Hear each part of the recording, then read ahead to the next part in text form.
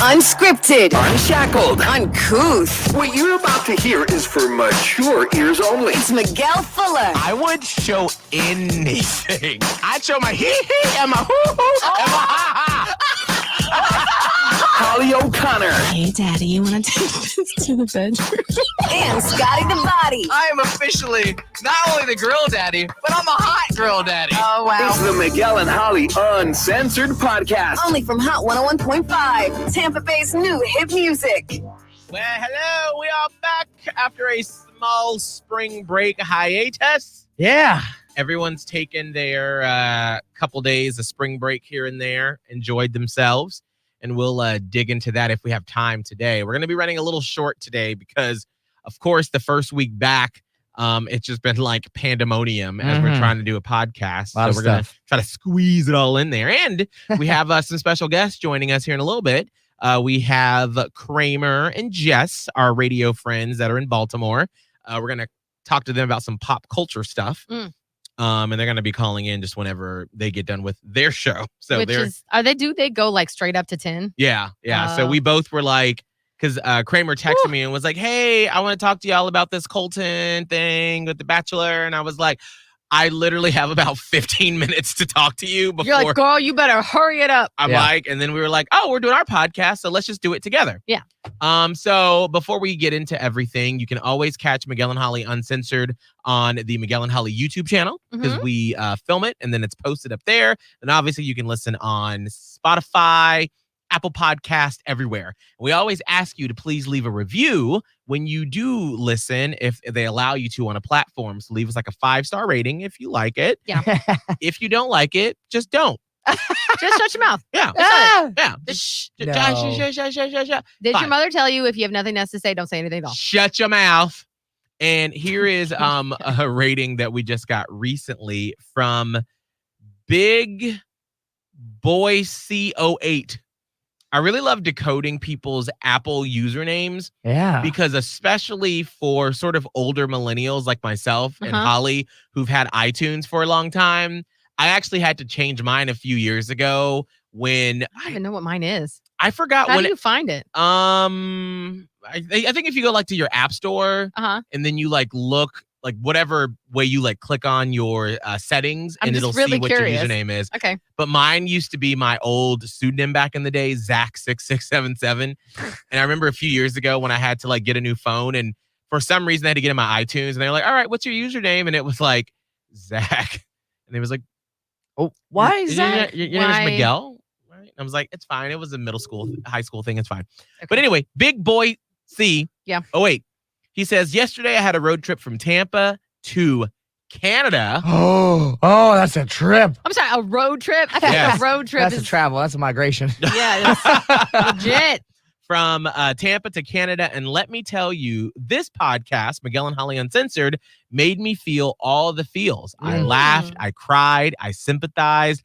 I was even yelling TTT at the end of every episode. Oh. The dynamic between the three of you is something I've never seen or heard anywhere else. Wow. Stay amazing. Signed, your newest Platypus Posse member, Evan. Oh, thank you, Evan. Wow. Holy crap. That was so cool. So thank you so much. And always, you can email us if you want some Miguel and Holly stickers. Yeah. Miguel at hot1015tampabay.com.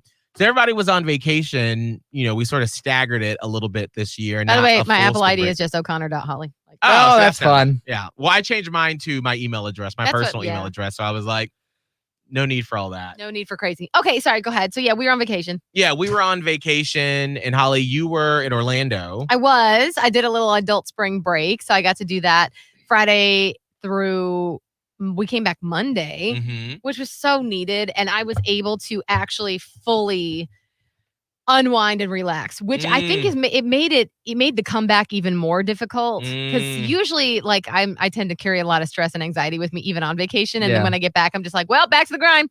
But this time I did not. So it was yesterday was tough. Weirdly, not really at work here, right? But at home, getting back into a routine was difficult. But it was so much fun while we were there. What all did you do?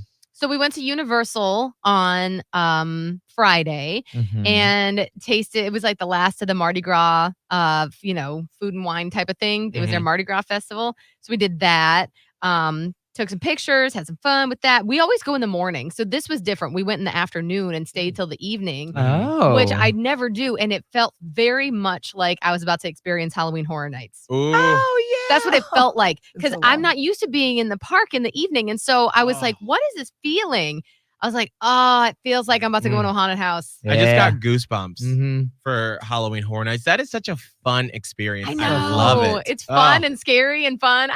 It's so fun. So, of course, I bought more Harry Potter shit. It's whatever. Yeah. I'm just Give them all your money. Well, my person told me, and this was going to be a Christmas present.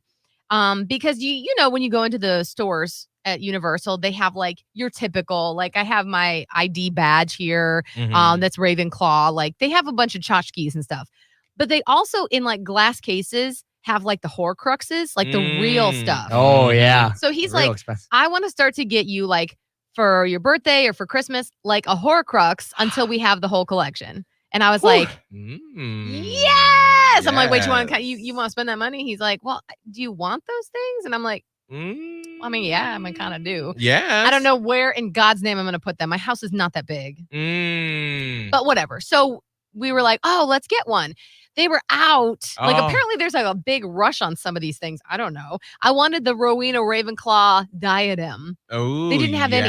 There was none in the park. So we ended up getting like the house crests for each of our houses that I can then hang on a wall. So of course that was the stuff that I bought. I buy things, but one of them was my Christmas present. I love it. So that was that's how we did Universal.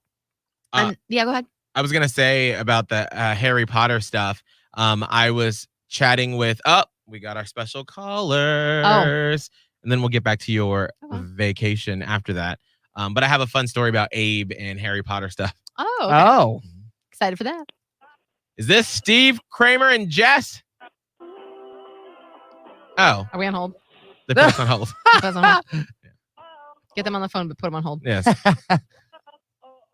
Oh, let's listen to their radio station in Baltimore. Hey. An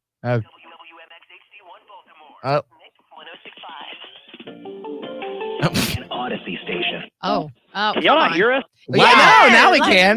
We're just sitting here doing our station. podcast and listening to your top of the hour. Did they pay you money to like pimp out that new name and then that's why you put it on our podcast? Is that it? That's what it is. See you guys later. I don't know why you can't hear us. We have you guys up, so hang on. I'm going to try one more time. Hang on. Okay. Oh, yeah. Oh, no, not this song. Need somebody. No. Miguel hates Lewis Capaldi. Listen, when people ask me all the time, they're like, do you like all the songs that you play? And I'm like, and then like I smile and then there's like a small tear that rolls down my eye. And I'm like, yes, I love all of Tampa Bay's new hit music. Not this one.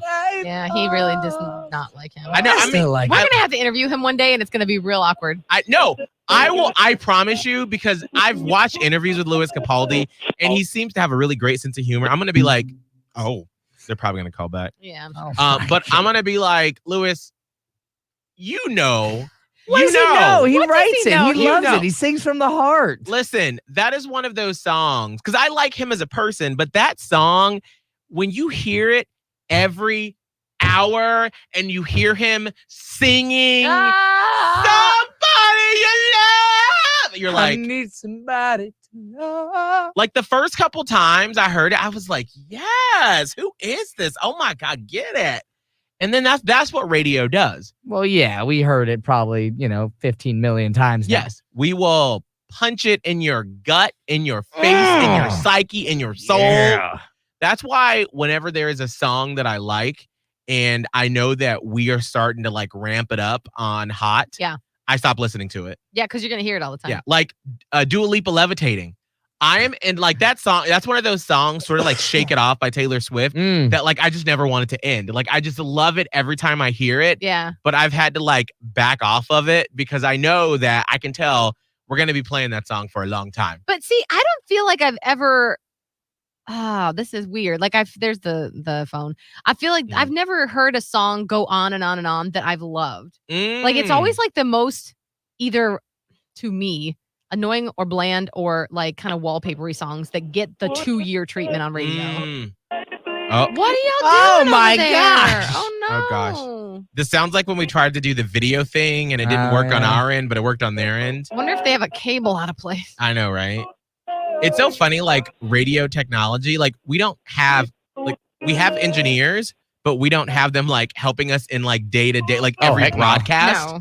And so when we're trying to just connect like this, it's like, oh, we just got to figure it out. We got to push a couple buttons and pull a couple. Baltimore's best music mix.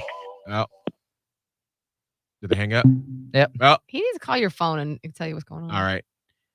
Maybe he'll text me back. But yeah, what about Blinding Lights for you, Holly? Like, because I feel like you're right. Never mind. I spoke too soon. I still like Blinding Lights, which is weird because it's been on the radio for like 2 years now. Oh yeah. And I don't like love it anymore. But if it comes on, I'm still over here like dabbing. Like I don't mind it. I think that's probably one of the only songs that I can say that about. Because like Louis Capaldi has been out here bleeding at us for a long time now. And I can't. And then there's been other songs by the likes of like Zara Larsson that also happened to stick around for a long time that I would be like, Jesus. I'm like, do y'all even know what this is anymore? Is this just like audio wallpaper to you? I don't know. But like, I think The Weeknd was able to do it. And that's saying something considering he did the halftime show. We hosted the Super Bowl. It was basically like they put that song on a loudspeaker in the city of Tampa and St. Pete and just played it on a loop for about 2 months. Apparently, that was the only song ESPN knew to play from The Weeknd because when they talked about the Super Bowl, it was that song. Like, but that's the only one I can think of.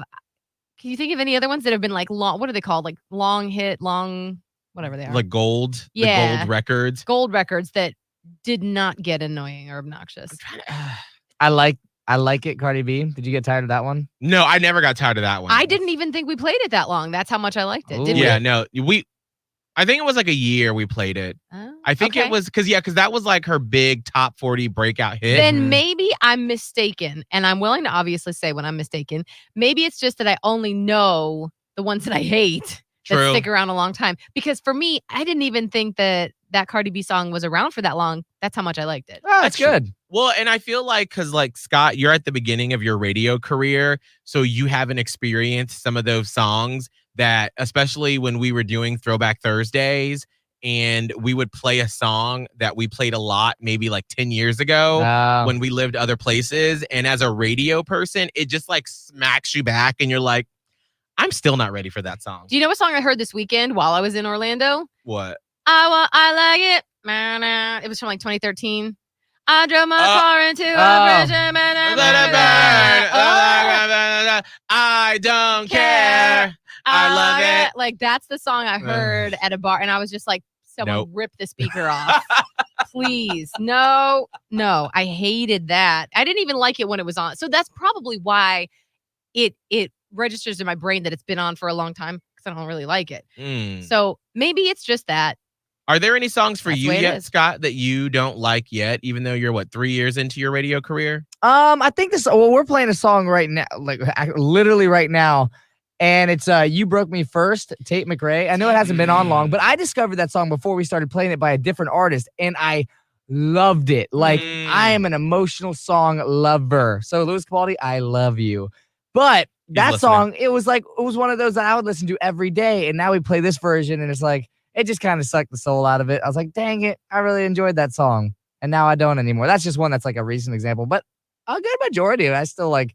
A lot of songs I still vibe to, but I'd have to look through the list on what we played for a long time. I think it's because you're new. I don't have many songs from my early days in radio. And I mean, I was in country, so it's different. But like, actually, it's not different. It's just I didn't have many songs that I truly didn't like that would like hang around. And if there were, I don't remember them. And then I'm trying to think like when I first got to Panama City, like late 2007. I give Taylor Swift some props on Love Story because it launched in country first in like 2007. and we played the shit out of it. Romeo with the guitar version. And then right when I moved to Panama City to start on Top 40 is exactly when that song went from country to Top 40. So I swear to God, that song was on a rotation of about every 2 to 3 hours for like 3 years of my radio career. And I didn't really hate it. By the time it was getting to be the end, I was like, anytime. You're like, I'm good. I'm ready for the next one. Please. I think all of her 1989 album that came out, I was like good with all of those songs. Like if we still played those songs, I would be okay with it. Yeah, they were good. That was what radio needed at that time. I'm trying to think of songs. You know what's interesting is like I'm curious for Scott, like right now at the beginning of your career, there's going to be a song right now or maybe from a year ago that in 10 years, if you're working somewhere else, you're going to hear it and it's going to bring you like right back to this room to where you were sitting. Like to me, I remember when we started in Panama City and I was doing the morning show with you, Holly, and Kramer, who were trying to get on. Yeah. And I was also doing nights at the time. And it was Cardinal Official, Dangerous. God, it's a Dangerous. That girl. Yeah. I just like, anytime I hear that song, it takes me right back to Island 106. Yeah. And I remember being in that studio and just everything was so new and different. Yeah. And like, I remember the smell of the room, the feel of the board, talking on the radio and like being on my own for the first time at night. Like that song it punches me right back to 2008 every time I hear it. Yeah. I always like the Panama City classic. Baby, are you down? Down. Okay, well maybe You don't need to sing them all. that's okay. I got it. Yeah, but Down. We're good. Down. We're good. Then I still love that song. All right. Anyway, so are they coming or not? I don't know. He's still trying, so Okay. we'll just keep going. So you back onto the story I had about Abe and the Harry Potter. Yeah, tell. So we've decided that, whenever we do move on our own, and he's like said it a couple of times, because I've always thought that my Harry Potter decorations that I have are very tasteful that I have throughout the house. That they're not, you have to look for them. They're not obvious. Yeah. They're not anything like I don't have a cloak just sitting out as soon as you walk through the front door. You of have to wear it when you Chateau walk Oak. in the Sorry, house. if you did, are you judging? No, not at all. Does But anybody here have them like that? no, but I'm just No, saying. because I don't have a cloak. I was gonna say. I have an entire Harry Potter bookshelf that's right in the entrance of my house. Yeah, Well, that's okay. but it's a bookshelf. But you know what? That's fine. Yeah. But like, it's now our house. Yeah. It's not just mine. Whereas before, I was like, well. And so he's been like, well, we're going to make sure that we have a 3-bedroom house for like, our room, a guest bedroom, and your office / another guest room. And we can put all your Harry Potter stuff there. And I'm like, well, I mean, we have some of the portraits and, I have like the Ministry of Magic sign on the guest bathroom toilet and it points down, and he's like, yeah, those are cute. Oh, No, that makes sense. So that's exactly what an office is there for, though. Like that's where you put all your. Oh, here we go. Like, cause I like Harry Potter, but like that's what you would go. You'd go to your office. It's your escape. It's like that's your space. That'd be perfect. I'm with Abe here. That makes sense. okay. Where but else what you if gonna have all don't this stuff? have an office? Well, that's my problem right now. Well, in that case, then yeah, a bookshelf is a great place for it too. I'm running out of room. Well, That's because I did a lot of Lego sets during quarantine, so Holly. I don't know what to do with those. Well, see, now. Holly, here's what you do. You have a 7-year-old. And Yeah. so in a couple of years, when she's like Harry Potter reading age, Yeah. then she'll get into it. And then you can just use her room to have your stuff. And you're like, I've been buying all of this Harry Potter stuff for you. It's for you. Yes. Don't think that I didn't put thought into how she might feel when my person and I got our own crest. I, of course, got Ravenclaw. Mm-hmm. He's a Hufflepuff. Nice. Yeah. Shout out. And I was like, Maya's going to be upset that she don't get one. But I'm like, but really, I don't know what house she's in. She's Exactly. not She has to old enough. discover that. Yeah. And we've done like kid tests and stuff. And Yeah. it's ping ponged. It's told her both Gryffindor and Ravenclaw. So I'm like, We'll just wait. Well, She's probably a Gryffindor, but I feel Probably. like, oh, absolutely. Maya's definitely a Gryffindor. I believe so. This But is not so me. Harry Potter. But you know what I feel like you should make it is sort of like when we were freshmen in high school, the big tradition at our school was when you were a senior during the football season, you wore camo pants or something camo and black because our school colors were green, black, and something else. And so like I'm not a camo person, but you did it when you were a senior.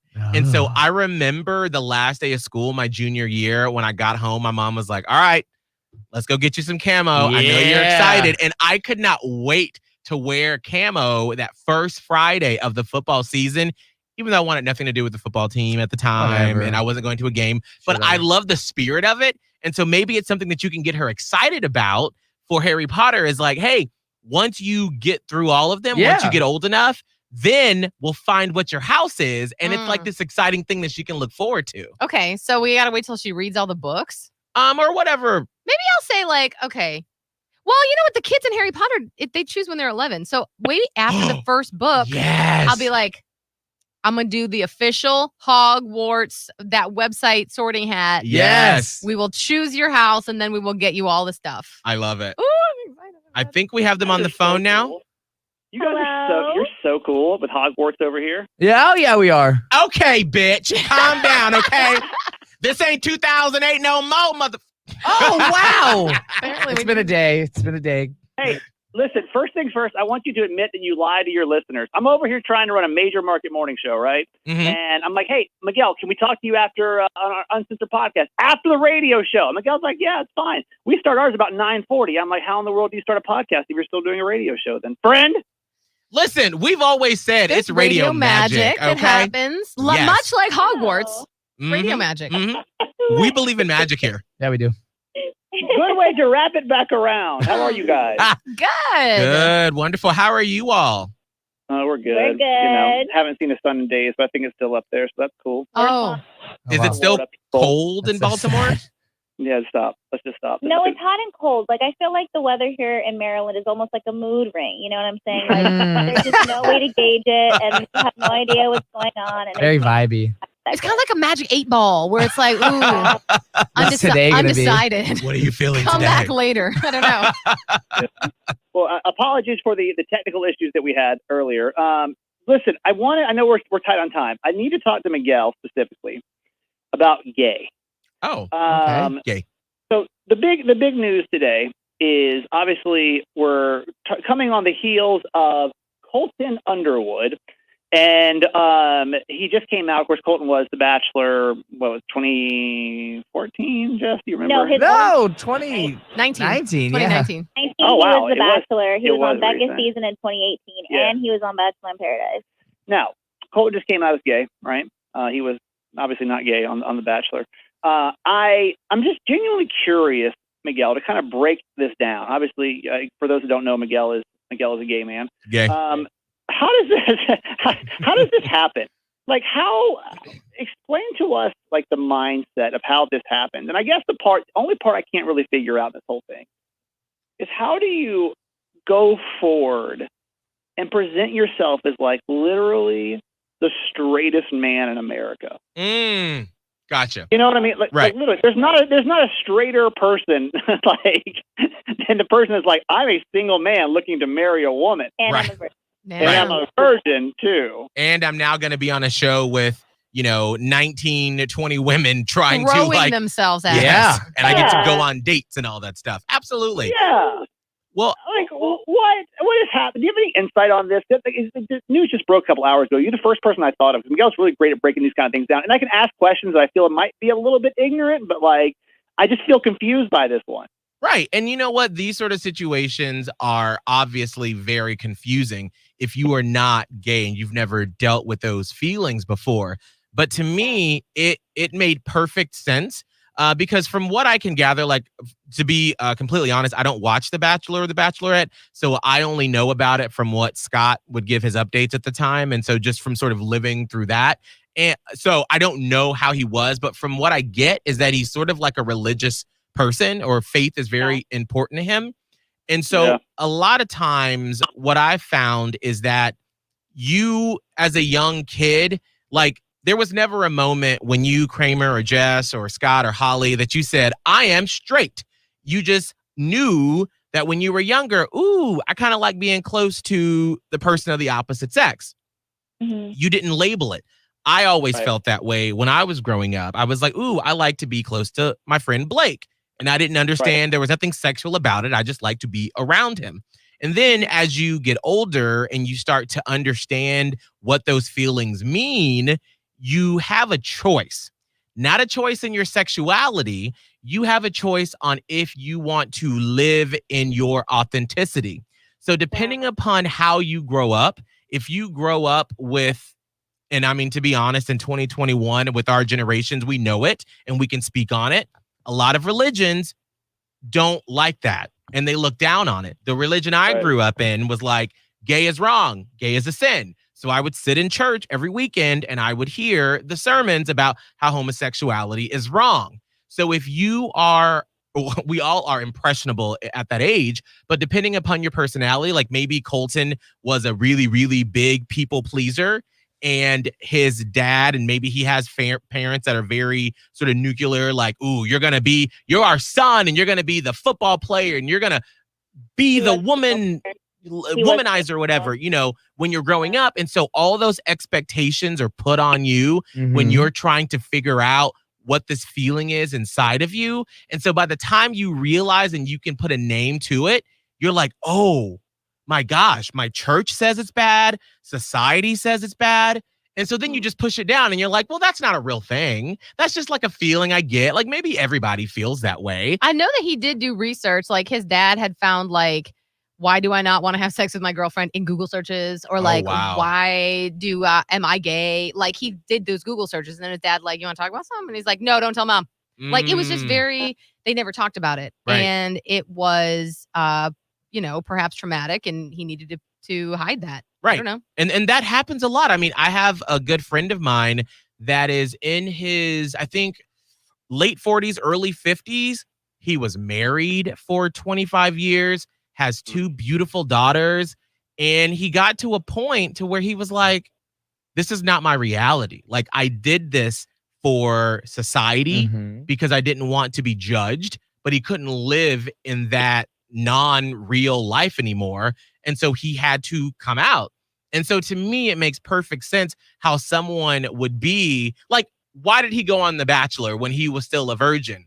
How do you prove that you are a man's man and you push down those feelings to prove to the world that I'm not gay? Well, you go on The Bachelor and you have all these women. And I guess that's kind of where my question was coming in. I mean, do you think all of that was to try to prove how not gay I am? Oh, y'all think I'm gay? I'm still not gay. Look over me. I'm the bad. I mean, to anybody. I mean, where does that come from? Like, was it to himself? Was it to his like? I think it was to himself. Absolutely. Who are you trying to satisfy at the end of the day? And like, if you can tell yourself you're not gay, then you won. Right? I think Jess was right to ask. I think it was to himself, and then secondarily to anybody else, his friends, his parents, whoever. I don't know, but I think possibly trying. And maybe we don't even know, this could have been subconscious. He's trying to test himself. If I can find a woman out of these hot 20-something, you know, women that are literally throwing themselves at me, then like I can't go wrong with that. Right. So then I'll definitely figure this out. Right. And I mean, and I can tell you that before I came out, like before I told the first person I actually started like on the internet. Like when we first got the internet my freshman year of high school, and I would be in chat rooms under a different name and I would talk to different guys and it was like, oh, I'm gay. I'm 14 and I just want to connect with other gay teens. The first time I told someone leading up to that moment, everything in my life was about proving that I wasn't gay. Wow. Everything. I mean, and I have so did not want to get discovered. It was like that big of a deal to you that like you're like, I'll do everything to be straight. Absolutely, especially because I don't know how old Colton is, but I'm assuming he's probably in his late 20s or early 30s. 29. Yeah. So when you've come up in this generation where it was like half of society was like, it's kind of okay, Like for like what we consumed as teens back then, like all the shows we watched on like the WB or MTV, they would have the gay character, and it was like, okay, it's kind of okay. But then like at the time with the politics where they were, with where even, you know, like the liberals, quote unquote, back in the day were like, well, I don't believe in gay marriage. Everything was saying, do not be that person. And so you want to prove with everything in your might that you are not gay. And so that's why you have a lot of people that end up not coming out until they're unfortunately like married with kids. And then they finally get to the point where they can just let go of that fear and live in their truth. Do you think you're going to come out as straight one day or no? Actually, you know, I've been looking at Holly all these years, and I'm just like, It's finally happening. It's time. That's wild. It's so funny to me that Miguel even had to come out. I mean, Miguel and I've been friends for years now. And every now and then Miguel will post like a Throwback Thursday picture or something. I'm like, how could anyone question? You know, like, Miguel was always in a costume or in some type of performance or something was going on over here. Miguel, I don't even remember the story of you coming out, especially to your mom. Miguel has a single mom. I don't think I know that story. Yeah. So, I mean, and remember, like the Miguel that you see now is not the Miguel that was trying to be in the closet. I would lower my. Imagine that. Like, what is the difference? By I need to know at trying to act straight, Miguel. Like, what goes through your head when you're like, okay, act straight, act straight, act straight. Everything is ruled by it. So, for instance, I'm trying to think of my mindset back then. Like now, if I walk to the bathroom, or if I'm just, we talked about this today, how like I will sashay down the hallway if I feel like it. You know, like that's just me. Whatever. I have a song in my head and I'm just sashaying whatever. I would never do that. I would never be too talkative. I would physically lower my voice so it wouldn't be too high. I remember it wasn't until college, I think, that I would let out that I loved pop music back then. Like when I was in high school, before I came out, I was like, oh my God, I love Incubus. Like I love Korn. It's so fabulous, isn't it? They're like, wait a minute. Right. But no, those sort of descriptive words weren't used. Like it wasn't Miguel now imitating a straight person. That's just who I was. I had not come into my authentic self then. It was your shield. Exactly. And so everything was protecting it. Did you ever have to like pretend like you were straight as in the sense of like talk about women in like a straight manner? No, because I never hung around guys that would talk about stuff like that. I lived a really weird life in high school and middle school because I lived so far away from my high school and middle school that I didn't hang out with people outside of school. So it was like we were in school, like, you know, doing work, and I would be in clubs like student council or, you know, stuff like that. And so it never came up. And so as we got older, and like especially the kids from my church, they would be like, oh, you know, Marcus got a girlfriend and David got a girlfriend, Orlando got a girlfriend. And I was like, well, I'm trying to get into college. I don't have time for that. And so always something else you were working on. Absolutely. So there's always a way to hide it. So I truly feel for Colton because I can't imagine the pressure that he felt, because I remember what it felt like at 15 when I finally came out to my guidance school counselor, and the relief that came off of my shoulders. And I was just one kid in a little high school. So I can't imagine after you've come off of The Bachelor and being America's guy for, you know, that season, that's not your truth. Right. It's almost like you have so much, every year it's probably got more and more bullshit that you almost have to unravel. You know what I mean? Like, oh, now I'm a football player. Oh shit. Okay. I'm in the locker room. I just, you know, whatever. Like I love girls. It's fine. And I'm on The Bachelor. I'm just a contestant. Oh, now I'm the Bachelor, you know, like I'm the guy. It's like, I can't imagine having that kind of stress. And so, I mean, obviously we're all in the same mindset of like, what a relief that must be for this man, you know, to finally be able to speak his truth and be himself. I mean, wait, so tell us, I know you guys are on quick time, but can you tell us the story of when you came out to your mom? Because Miguel's mom, how would you define your mom to those that maybe listen to our show that don't know anything about you?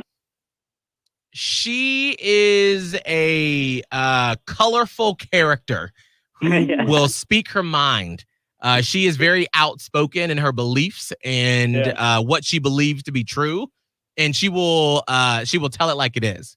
She's literally one of my favorite people ever, because she is just so raw. Like she's the kind of person you can call up. We would like call her in the middle of a morning show or something, and like you know it's going to be funny and it's just going to be uncensored, and like you have to be kind of nervous. You always got to be kind of on eggshells because you're not quite sure where it's going to go. Miguel's mom also. Does she still think I'm gay to this day, Miguel? Yes. Okay. Yes. Probably. Miguel's mom still thinks that I'm gay. I'm almost 40 years old, by the way. I mean, it could happen. Yeah. It could. Listen. I've seen people come out in later years. What did she say when you came out to her?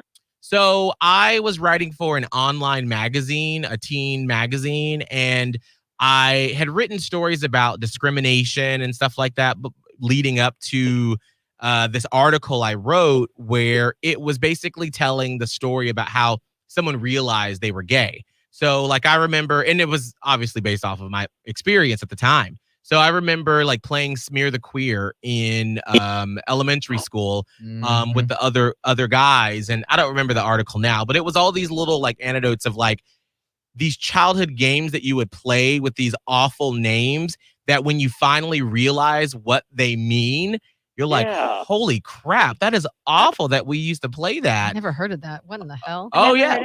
Smear the Queer. Is that a Southern thing, Miguel? I don't know, because it's basically like dodgeball, right? It's yes. Like one man dodgeball. If I remember correct, I think we used to play like if you had the ball like that, you'd go and like tackle the person or something like that. Yes. Fuck? Yes. Yeah. Wait, are you serious? Yeah. Oh yeah, that was a game. But in the article, I talked about how this guy realized that he had been playing all these games like that. And then when people started getting girlfriends in like early high school, he was like, well, I'm not really interested in it. And then he realizes that he's gay. I don't remember how it ended, but I remember we put it in the online magazine, and then I sent my mom the link to it and said, hey, what do you think of, and I sent her like 3. It was like one about like MLK, one about the gay kid, and like something else about politics. And she like read them all, and she was like, I really loved them. I thought it was great. So the one about the gay kid was, is that based on you? And I was like, no, not at all. No, not in the least. Because I wasn't planning on coming out at the time. Like, but why, as a parent now, I know my child. Right. Like, and you struggle sometimes because you want to be like, did you do this because of XYZ? And they're like, no. And I'm like, bitch, I know you did. So I know your mom was like, oh, I see. This is him telling me that he's gay. So like, yeah. But at the time, you know, when you're a kid, you don't think that far ahead. And you don't think your parent knows you the way that they do. Right. And so you're like, no, I'm not gay, girl. What you talking about? Everything's fine. And so then we hang up, we stop talking. And then about 30 minutes later, after I'd really sat and stewed in it, I was like, I need to tell her. So then I called her and I was like, Mom, that story was about me. I am gay. And she was fine. And then she was like, well, have you told anyone else? And I was like, yeah, I've told my counselor and a couple of friends at school. And then she got mad at me that she wasn't the first person that I had told. That makes sense. Yeah. That's amazing. So, but unfortunately, we've got to run. We've got to go talk to our boss. Bye, y'all. Oh, bye. Bye. Love you. Bye. Bye, everybody. Bye. I love people say bye. Bye. Bye. Bye. Okay, bye. Bye. Scott, what's all your social media? At Scott Tavlin, SCOTTTAVLIN. Holly. Radio, Holly, TikTok, Twitter, Instagram. Miguel Fuller. You can find me everywhere there. Why are you creepy? That actually kind of sounds nice in the ears, though. That was it? actually, yeah, it was good. Is like, it sort of like that ASMR? Well, no, if I don't think it's you, then it's kind of nice. But now that I know it's you, it's weird. Ugh. Hello, Scott. No. All right. We will see you all on Friday. Bye. Catch up with the previous episodes of the Miguel and Holly Uncensored podcast from Hot 101.5. Just hit up the Hot 101.5 app, Spotify, and Apple Podcasts. Search Miguel and Holly Uncensored.